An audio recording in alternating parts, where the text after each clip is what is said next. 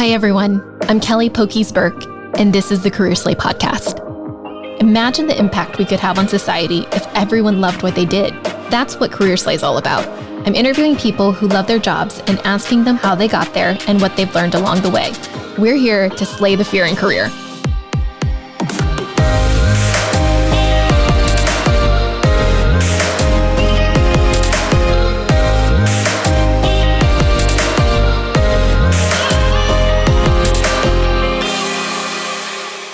I'm excited to introduce my next guest on Career Slay, Pedro Lerma. Pedro champions a world where diversity is not just acknowledged, but celebrated. As a leader in cross-cultural communications, marketing, and branding, he leverages his vision to make significant impacts.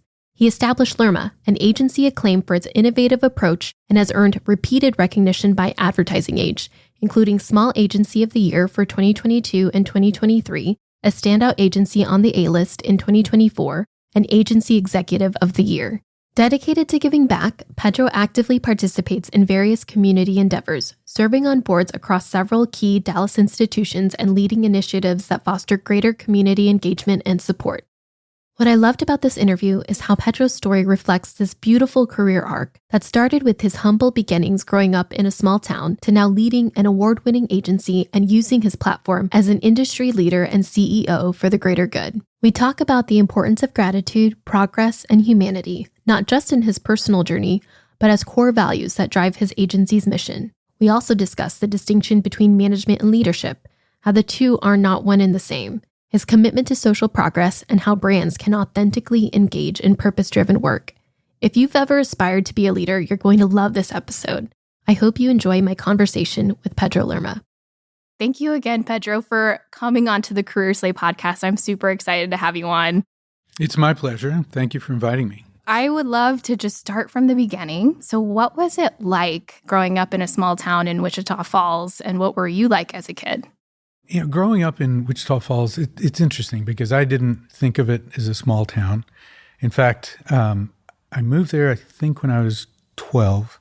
Before that, I lived in a town of 12,000 people. Oh, wow. Which was Dumas, Texas. So Wichita Falls was 100,000 people. So to me, that was a city. And so I grew up, I feel like, like any normal kid would grow up. My parents had gotten divorced. And so we moved to Wichita Falls with my dad. He later got remarried, and my stepmother convinced him that we should go to a private school. So that was a little bit of a change for me. Mm-hmm. We didn't have the money to go to the private school. And so she had talked with someone at our church, which was a Mexican Catholic church, mm-hmm. who talked to somebody else at another Catholic church that actually ran the school. And they ended up giving us a tuition discount in exchange for us vacuuming classrooms on Saturdays. And I hated that. But it was something that, taught me, just the value of working. And it also, I didn't know it at the time, but I think it taught me the value of the experience that I was having at this private school, which I was exposed to, more educated communities, and it made me aspire to try to, accomplish something. Yeah. So that foundation that you received from your education, where did that take you next? Well, I tell people, my dad came from Mexico. He didn't have more than a 5th grade education. Mm-hmm. My mom had actually graduated from high school, but that was it. Of course, they wanted me and my brother and sister to go to college, but they didn't know the process.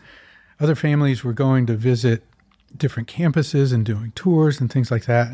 And all I knew was that everybody I was growing up with and gone to school with, their next step was going to college. And so I thought, well, I guess I should go to college. There is a university in Wichita Falls, Midwestern State University. And so I applied and was accepted. And so that's where I went. It wasn't a hugely informed decision, other than, kind of there was momentum going in that direction. Did you know that you wanted to study advertising or marketing? No. When I first started, I started as a business major, later changed to psychology. And the big reason for the change was that I was terrible at accounting and just thought, okay, I need to do something different. Mm-hmm. And while I was in college, I started working at a radio station and was tasked with generating sales. And so I went out to the local car dealership and furniture store, and car stereo shops were the big advertisers. And so I spent a lot of time talking to them. And from that role, I met a guy who owned an advertising agency in Wichita Falls, small agency. And one day he asked me, why don't you come to work for me? And I thought, well, this is kind of a cool place. And so, sure, I'll come to work for you. That's really how I got started in the advertising agency side of the business. And I really enjoyed it. And I thrived, and I learned a lot about everything from strategy to media planning to even things like production. I was at times, on a computer editing a radio spot. When you're in a small town like that, if you're doing a TV commercial, a lot of that just means that you've hired the local TV station camera guy to come, to the furniture store, the car dealership. But that was the exposure that I got to different disciplines. And so when I moved to Dallas, the scale was much larger, and I was working in a much more specialized discipline within advertising. But I think, having understood what it was to do a media plan or to work on a production, I do think it benefited me. It made me more empathetic to, the other disciplines in an agency. Yeah. So what discipline did you specialize in when you moved to Dallas? I was in account service. Okay. Aren't we all? Yeah. Actually, I had a guy at the Richards Group tell me one time, account service is like the conductor of an orchestra. And that made a lot of sense to me. If you think about the conductor decides, when we need more percussion, when you maybe need to kind of turn the volume down on, this side of the stage or whatever. And so it just made a lot of sense to me. You're organizing, projects, you are motivating people, you're giving direction. And so I really took that metaphor to heart, and I've shared that with a lot of people, throughout my career. I love that. Yeah, I had started in a planning internship like at the very beginning of my career, and I was like, I don't actually know what I'm doing. But when I moved over to account service, I had the same feeling that you did, where I felt like, okay, I get it. I understand my role. I understand how the pieces come together, and I loved being that kind of, the agent between all of the different task forces, that you're working on. So when you came to Dallas, did you start at the Richards Group? Tell me more about that beginning. So I tell people, when you grow up in Wichita Falls and you want to move to the big city, Dallas is where you move. There was always just this mystique about Dallas. And in fact, right here where our offices are, this overpass that gets you from 35 onto Woodall Rogers was one that I have a lot of memories of, especially driving into town at night with the skyline lit up. I remember going over that overpass and just feeling like there was this big city and there was some magic to it, and I wanted to be a part of that. And so to actually have our offices right here, right by that overpass is pretty special to me. That's amazing. But when I first came, yes, I had read about the big agencies in Dallas, and I had a guy tell me, he said, if you can get a job at the Richards Group or Timberland McLean, you are a made man in Dallas. And I thought that was kind of a funny idea. But I had a friend of mine take a picture of me in front of the Richards Group building. And in this picture, I'm just holding my hands up. And I took that photograph and I mocked up one of our trade publications, Ad Age, and I put that photo on the cover and I wrote a headline that said, Lerma joins the Richards Group, has the competition scrambling. And you would open that up, and on the inside cover was my cover letter, and on the other was my resume. And I don't know what made me decide to do that, because it's a non-traditional resume, but it was enough to get somebody's attention, and they called me in for an interview, and then another, and then another. I counted, there were 11 interviews that I went through. And then ultimately, I got hired in the digital group. At the time, it was in its infancy. We were about 7, maybe 10 people trying to figure out, what is this new internet thing, and how are brands going to exist in it? But I was lucky enough to get hired in that group. I had an interest in it. And little by little, I took responsibility for things. I would create process. My boss at the time observed that and just kept giving me more and more responsibility, which I was happy to take until I was put in charge of that discipline. And we grew that to become the largest specialized discipline within the Richards Group family of companies. And then in 2009, Stan Richards and I launched what was Richards Lerma, which was a Hispanic division of the Richards Group. Grew that for 10 years before we rebranded to just Lerma. And then shortly after, we became independent, which is where we are today, and things are going great. So just to take a step back, why did you want to start your own company? I feel like I've always had an entrepreneurial itch. And actually, when I was still in Wichita Falls, working at that first advertising agency, some friends and I opened up a bar. So Really? we pulled our money together. We bought an old building in downtown Wichita Falls. We completely gutted it, and we did the demolition ourselves just because we couldn't afford for somebody else to do it, and it was easy and kind of fun. But then we hired contractors to do plumbing, electrical, framing, all of that stuff.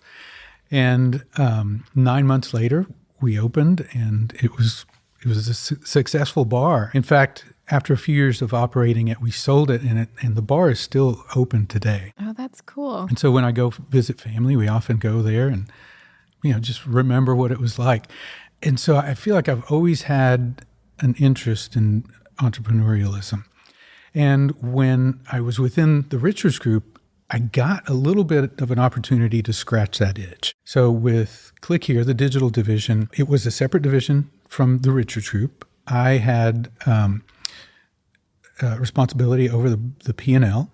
And when we launched Richards Lerma, I was actually put in a role to have some ownership. And so that was kind of the next step. The first was just running a P&L. Right. The next step was owning a P&L, at least half, 50% owner. And in terms of the responsibility, I was given really management and leadership responsibility in both of those experiences. And so I felt like I learned how to run a business, even though I had a safety net, which was great. It wasn't something that I had to, put my own money into at the time or take a huge risk. It takes a little bit of that fear away. It really did. And so I'm grateful for that. So can you tell us more about Lerma today? Lerma today, I would say we are on a rocket ship ride. Yeah. Things are going really well. I feel like what makes us unique is that we talk about being a cross-cultural agency built on the foundation of multiculturalism. So having brought the mindset of working within Hispanic advertising and then later broadening that out to I guess, encompass more than just Hispanic. It encompassed multicultural audiences in addition to even doing some work in the general market. I think that makes us unique in that we really value the perspective of a more diverse audience. We are willing to lead with the underrepresented in a brand's storytelling. And what I found is when you do that, it makes the work actually more interesting than if it were just kind of a broad general market kind of a message. And as the market has evolved to being more multicultural, brands are looking for agencies with that kind of expertise. And a lot of what you would call general market agencies are trying to staff up and beef up their diversity. But even then, there's a mindset, I think, in a lot of general market agencies that is a legacy mindset, which is, it's always been this way. And, this is who our audience is. Or right? the team that's doing the multicultural work is kind of off to the side versus being on the main stage, right? Exactly. Everybody we talk to, our approach is an approach that they see a lot of value in. It is just really cool to see the growth of your agency. And you actually won back-to-back Small Agency of the Year from Ad Age. What does it feel like to get that recognition from the industry? Well, I had grown up reading these publications, Ad Age, Ad Week, and was always in awe of the agencies that were talked about in these publications. And so to have that happen in I guess the first one of those was in our second year as an independent agency, was huge. And it was surreal. It was almost like, is this really happening? Yeah. And at times, again, surreal. So to have won it 2 years in a row was even more surreal. At some point, you have to embrace it, and you have to enjoy the moment, celebrate. I guess really seize the opportunity. It's there. Right. We've earned the right to be at at the kind of profile that we've reached. Yeah. And we have to make the best of it. Yeah. So you also just recently won Agency Exec of the Year from Ad Age. What does it feel like being that little boy who was vacuuming in your private school to now having your name on the side of a building as you're entering Dallas, getting recognized by the industry for your accomplishments? What's that like?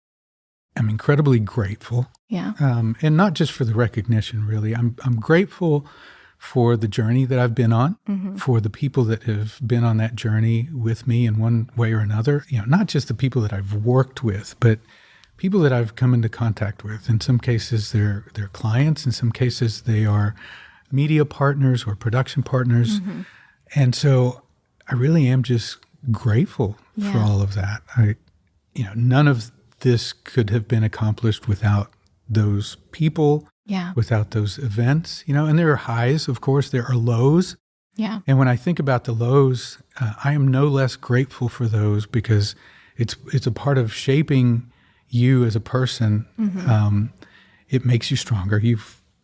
I won't be the first or the last person to say that, but it's true. Those tough times make you stronger. We've had, as an agency, even as a startup, we've had some tough times that have really created bonds between us that are invaluable. Did you ever have any doubt that you would make it?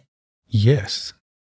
I think if somebody tells you they don't, probably not being truthful with you. Yeah. But it was nothing that lingered. I didn't sit around and worry about it. Of course, there's always the possibility that you might fail. And the truth is you will fail. You will fail at times, and you have to just keep moving forward. And so I always had enough confidence in myself that I would keep moving forward. Yeah.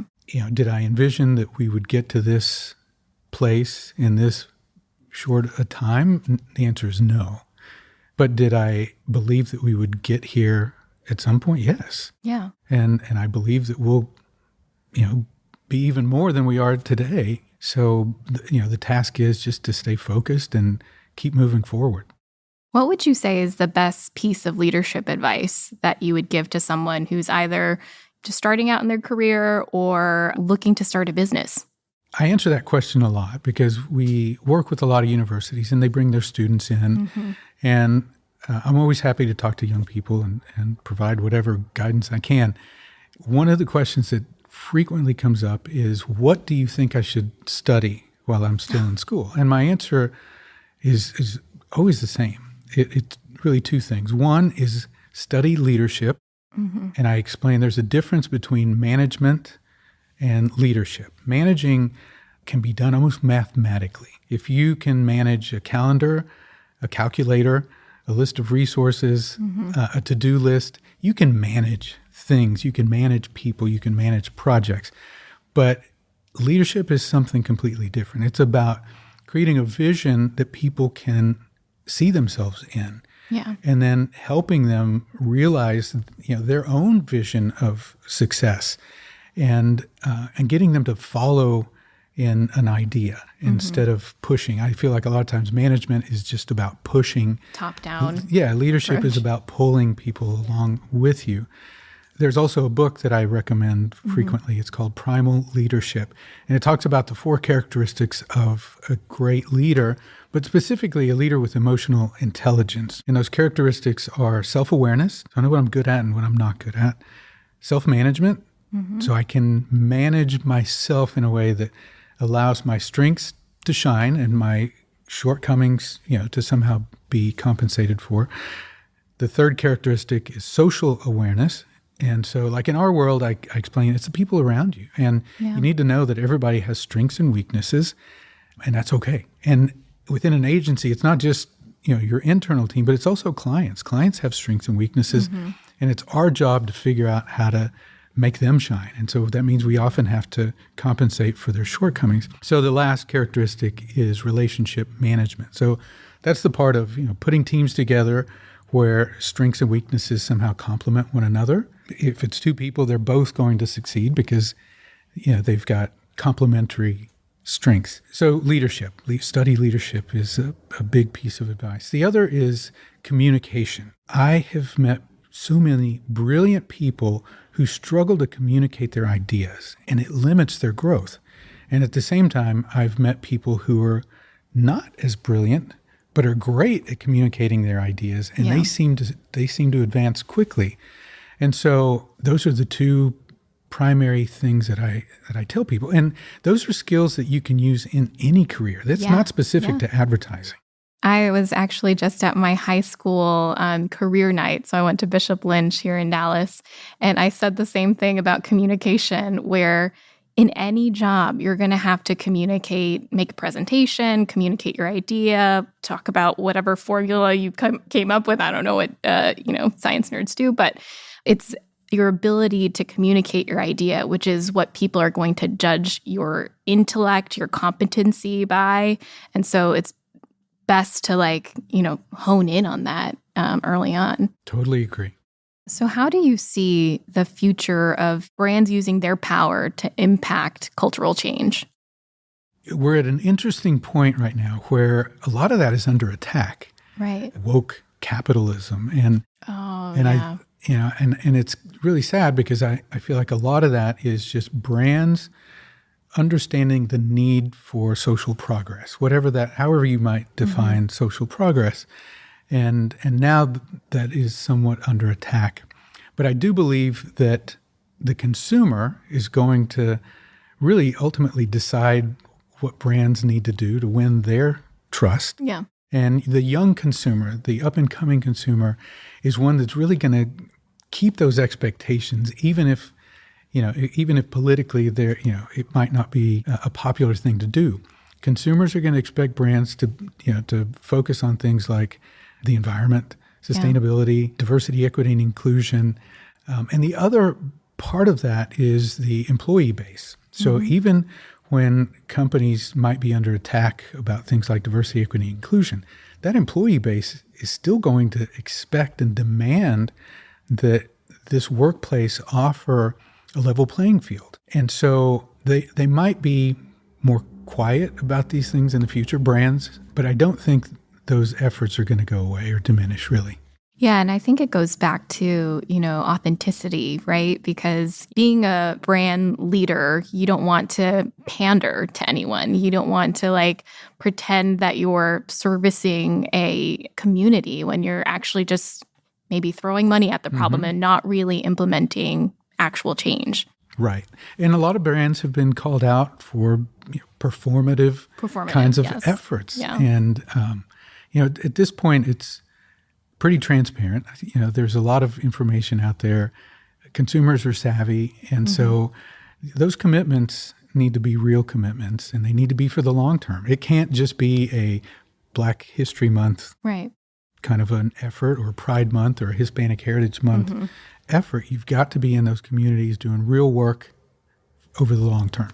Right. So this takes me to my next question. What do you find most rewarding about your job? It's nice to get awards. It's nice to have work on the Super Bowl. But for me, the thing that is most rewarding is watching people grow, the relationships that we develop around here. Over the course of my career, I've had young people ask me to go and look at a home with them that they're considering buying because they want my advice. Somebody that just felt like I'm about to take an important step in my life and I want your input. Wow. And that's incredibly rewarding. And I've seen young people get married. I've seen them have children. I take a lot of pride in those events, but I won't take credit for those events. I feel like I play some small role in that. And that's, to me, the most rewarding thing that I do. Do you ever think about how your role as a business owner, how that impacts other people's lives? Yes. There's this idea of being a job creator and what that means. And it's something that I take pride in. It's also something that can be heavy at times because I'm making decisions on behalf of, at this point, almost 150 people. Wow. And I want to make sure that I'm making the right decisions and doing right by them and making sure that their livelihoods are not negatively impacted. And so it's something I consider. So looking back, what advice would you give your 20-year-old self? To take more risk. You know, as an entrepreneur, there are times when you have to take risk. What I've seen is that as people get older and more established, they get married, they take on a mortgage, they have kids, the risk becomes a greater risk to go out on your own. And so my advice would be, take those risks early in your life where the stakes are not as high. Yeah. You can afford to stumble a few times before you learn to succeed.